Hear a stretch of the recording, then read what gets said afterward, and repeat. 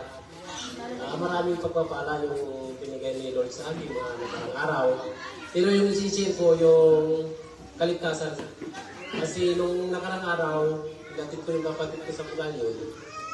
Tapos nung pabalik na kami, muntik na akong makadisgrasya ng tricycle. Mabuti na lang sa pag-alis ng bahay, pagmamaniyo, nagpipre palagi na iwas sa disgrasya, tapos hindi lang taringin ng mata, gano'n. Kasi nagtaka ako palusong ako dun sa tulay. Ang linis ng kalsada, tapos nung pagliko ko na, bakit may tricycle sa tabi ko?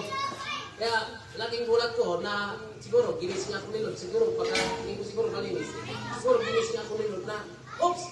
May sasakyan siguro kaya problema ako kaagad. Sa pangkabutihan pa naman, walang parang hindi kami nakanapot. Parang bunti ka na. Yun lang. Salamat.